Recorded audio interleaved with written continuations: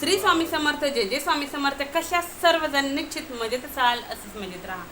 पहा, घरामध्ये कंटिन्यू भांडणं होतात, सतत वादविवाद, काही ना काही छोट्या मोठ्या गोष्टींवरून कलह होतात. अगदी छोट्या गैरसमजाचं रूपांतरण वादामध्ये कधी होतं हे समजत नाही. काही कारण नसताना सुद्धा काहीतरी धागेदोरे जोडून घरामध्ये कंटिन्यू वादविवाद, कलहाचं वातावरण होतं. तुम्ही किती जरी थांबवण्याचा प्रयत्न केला तरीही ते थांबत नाही. घरामध्ये चिडचिड, आजारपण, त्याचप्रमाणे वेगवेगळ्या बाधा, इडा पिडा आलेल्या आपल्याला जाणवतात. किंवा आपल्या घरामध्ये अचानकपणे एखादं ॲक्सिडेंट होणं, अचानकपणे मोठं आजारपण येणं, अचानकपणे एखाद्याचा मृत्यू होणं, किंवा अचानकपणे घरावर एखादं मोठं संकट येणं, ह्या सर्व ज्या काही गोष्टी आहेत या नजरदोष म्हणा किंवा इडापिडा म्हणा, किंवा आपल्याला काहीतरी वास्तुदोष आहे, ग्रहदोष आहे, किंवा कोणीतरी काहीतरी शत्रुपीडा केलेली आहे किंवा काहीतरी बाधा केलेली आहे, याची ही सर्व कारणं आहेत.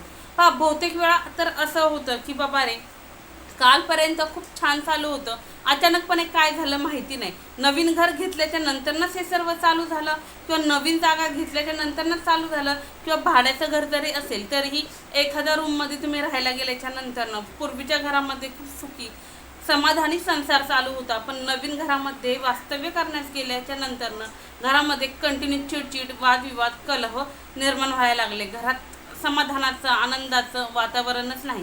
घरामध्ये जे काही वास्तुपुरुष आहे किंवा जो काही वास्तुदेवता आहे त्याचा आशीर्वादच आपल्यावरती नाही. घरामध्ये काहीतरी कमतरता आहे असं नेहमी जाणवत राहतं.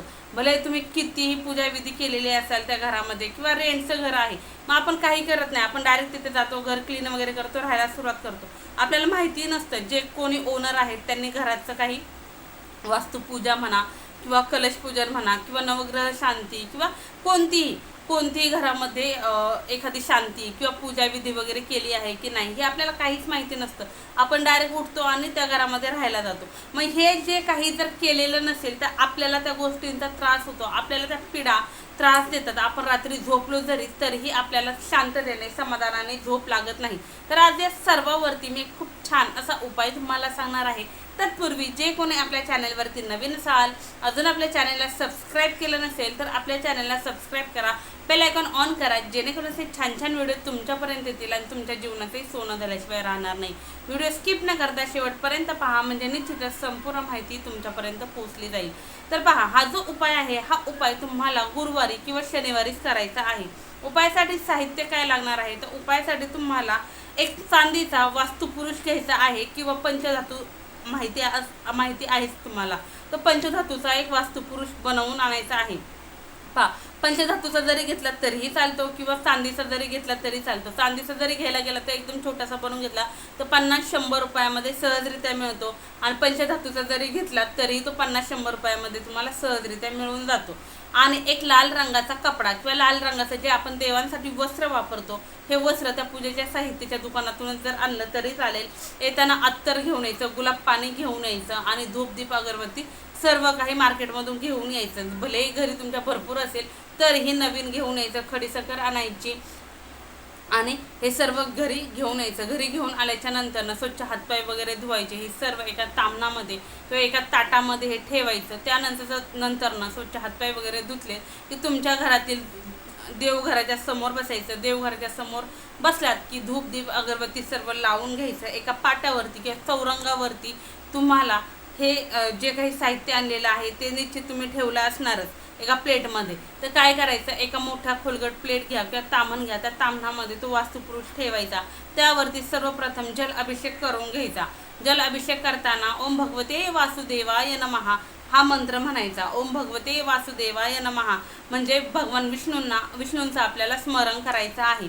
हे करून झाल्याच्या नंतर दुधाचा अभिषेक करायचा. दुधाचा अभिषेक करत असताना श्री सुक्तमचं तुम्हाला पठण करायचं आहे. श्री सुक्तम तुम्हाला 3 वेळेस श्री सुक्तमचं पठण करायचं आहे, आणि नंतर पुरुष सुक्तम 1 वेळेस पुरुष सुक्तम तुम्हाला म्हणायचं आहे. पहा, त्याचप्रमाणे जर श्री सुक्तमचं पठण नाही केलं तर तुम्ही कनकधारा स्तोत्र जे आहे ते जरी म्हटलं तरी चालेल, किंवा ओम महालक्ष्मी नमः, ओम महालक्ष्मी नमः या मंत्राचा जरी कंटिन्यू 108 वेळा जप जरी केला तरीही चालेल. हा दुधाचा अभिषेक जर करून झाला की त्यानंतर पुन्हा पाणी स्वच्छ पाण्याने वगैरे ते वास्तुपुरुष व्यवस्थित धुवून घ्यायचा, एका कॉटनच्या कपड्याने व्यवस्थित तो पुसून घ्यायचा। त्यानंतर घरातील जी उत्तर दिशा आहे, उत्तर दिशेला तोंड करून बसायचं, एक पाट किंवा चौरंगा घ्या, बसायला एक आसन वगैरे निश्चित घ्यायचंच आहे।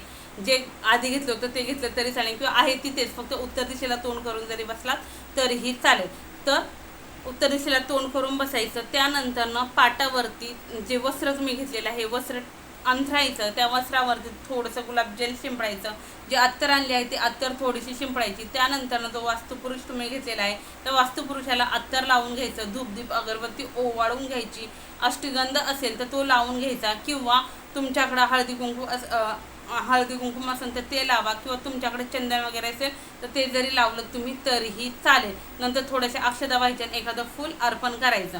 त्यानंतर काय करायचं आहे तुम्हाला, हा जो वास्तुपुरुष आहे हा वास्तुपुरुष समजा आज तुम्ही गुरुवारी समजा तुम्ही हा उपाय सकाळी करताय, सकाळी 8ला करताय समजा, तर सकाळी 8ला केलं तर दुसऱ्या दिवशी 8पर्यंत तो वास्तुपुरुष तेथून हलवायचा नाही, तेथेच त्या लाल रंगाच्या कपड्यावरती तसंच ठेवायचा आहे। दुसऱ्या दिवशी स्नान वगैरे करायचं, आंघोळ वगैरे करायची, त्यानंतर धूपदीप अगरबत्ती पुन्हा लावायची, धूपदीप अगरबत्ती त्या वास्तुपुरुषाला ओवाळायची। त्यानंतर हा वास्तुपुरुष त्या लाल रंगाच्या कपड्यामध्ये घट्ट असा बांधून तुम्हाला तुमच्या घरातील उत्तर दिशेलाच उंचावरती टांगून ठेवायचा, किंवा एखादं तुमच्या घरात फर्निचर वगैरे असेल तर त्या फर्निचरमध्ये वरती ठेवून दिला तरीही चालेल, किंवा घराच्या उत्तर दिशेला जेथे तुम्हाला अटकवणं शक्य आहे किंवा जेथे तुम्हाला ठेवणं शक्य आहे अशा ठिकाणी तुम्हाला ठेवून द्यायचं। आता किती दिवस ठेवायचं, जोपर्यंत तुम्हाला असं जाणवत नाही की हो माझ्या घरामध्ये आता शांतता निर्माण झालेली आहे, माझ्या घरामध्ये पूर्ववत वातावरण निर्माण झालेलं आहे, माझ्या घरातील भांडणं वादविवाद कलह त्याचप्रमाणे जी काही संकट येत होती, ज्या काही अडचणी येत होत्या त्या सर्व आता कमी होताना मला दिसतात, त्यावेळेस तुम्ही हा वास्तुपुरुष त्यातून काढू शकता, किंवा आहे तिथेच ठेवला तरीही अतिशय उत्तम, काहीही हरकत नाही। पहा, ज्यावेळेस वरती तुम्ही तो वास्तुपुरुष बांधणार आहात त्यावेळेस त्यातील फूल अक्षता हे सर्व काढून घ्यायचं, फक्त तो वास्तुपुरुषच त्या लाल रंगाच्या कपड्यामध्ये तुम्हाला बांधून उत्तर दिशेला वरच्या बाजूला तुम्हाला अटकवून द्यायचं आहे किंवा ठेवून द्यायचं आहे।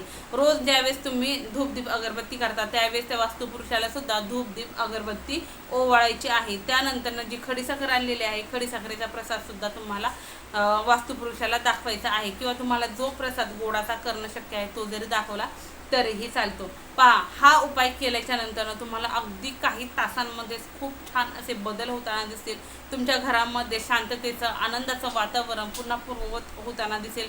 तुमचा जो काही उद्योग व्यवसाय डबघायला जाताना तुम्हाला वाटत होता डबघायला चाललेला आहे, किंवा नोकरी व्यवसायामध्ये ज्या काही अडचणी होत्या, ज्या काही समस्या होत्या समस्यासुद्धा सुटताना तुम्हाला दिसतील। त्याचप्रमाणे तुमच्या घरावरती जी काही संकट येत होती, जे काही शत्रू तुम्हाला त्रास देत होते, घरातीलच लोक तुम्हाला अपमानित करत होते, किंवा बाहेरची लोक समाजामध्ये तुम्हाला मान सन्मान देत नव्हती, तुम्हाला उलटसुलट बोलत होती, तर ती लोकसुद्धा तुमच्या मागं पुढं फिरतील, तुमची शत्रुपीडा कायमची संपेल। तुम्हाला जे काही दोष लागलेले आहे, वास्तुदोष असो ग्रह दोष असो, यांचा प्रभावसुद्धा कमी होताना तुम्हाला दिसेल आणि तुमच्या जीवनामध्ये आनंद येताना दिसेल। अशा प्रकारे हा खूप छान असा उपाय आहे घरातील वातावरण पूर्ववत आनंदाचं प्रसन्न आणि शांततेचं करण्यासाठी, घरामध्ये सर्व काही मंगलमय करण्यासाठी तुम्हाला हा उपाय करायचाच आहे। हा उपाय केल्याच्या नंतर तुमच्या घरामध्ये माता लक्ष्मीचं आगमन होईल, त्याचप्रमाणे भगवान श्रीहरी